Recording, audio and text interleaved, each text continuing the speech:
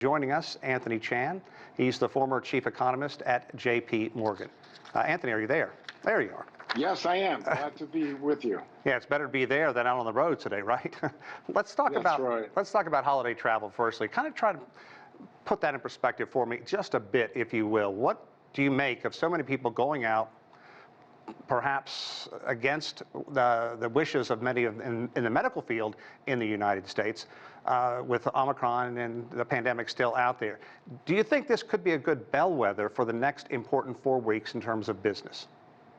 Well, I think that what you're seeing is a lot of pent-up demand for travel. We were locked up for several years, and now all of a sudden there is some hope that we are able to deal and battle this virus from a position of strength. More vaccines, more preventive measures, certainly medications to treat it. So this is not the same kind of environment we had in 2020, which is why we're seeing so much enthusiasm to travel, to purchase luggage, and to do everything we can to move back towards normality. Yeah, that feeling of normalcy, exactly, I think.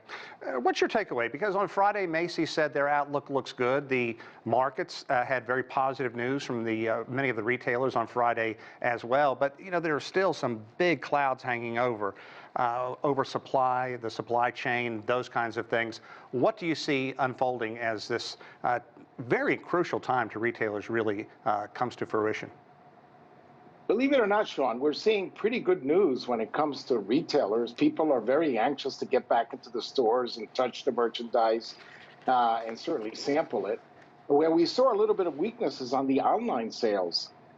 When you look at some of the online surveys showing that those sales were up 2.3% on a year-over-year basis, of course, that's quite weak when you consider that the inflation rate is running at 7.7%. So in real terms, that's a bit of a loss.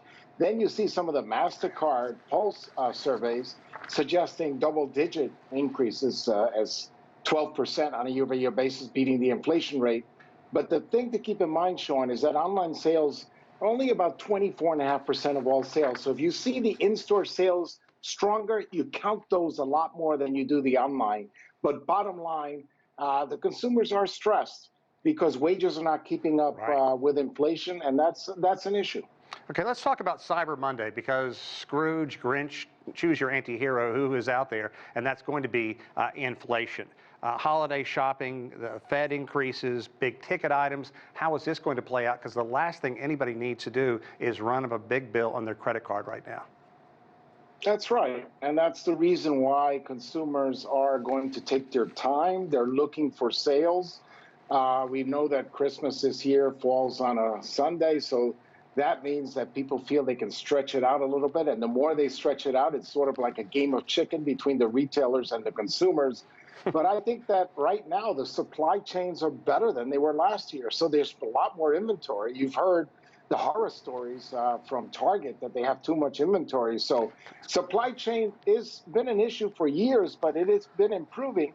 And that extra inventory is going to turn into more leverage on the part of the consumer versus the retailers, which will convert into bigger discounts and therefore lower profit margins for these retailers. Okay, Anthony, I'm going to give you all of 15 seconds. Give me your best prediction on Cyber Monday. I think Cyber Monday is going to be strong because typically it's associated with discounts. So I expect another strong year for Cyber Monday, but it may not beat the inflation rate of 7.7% year-over-year gain. Great. Anthony Chan, the former chief economist at J.P. Morgan Chase. Always a pleasure. Have a great holiday, sir.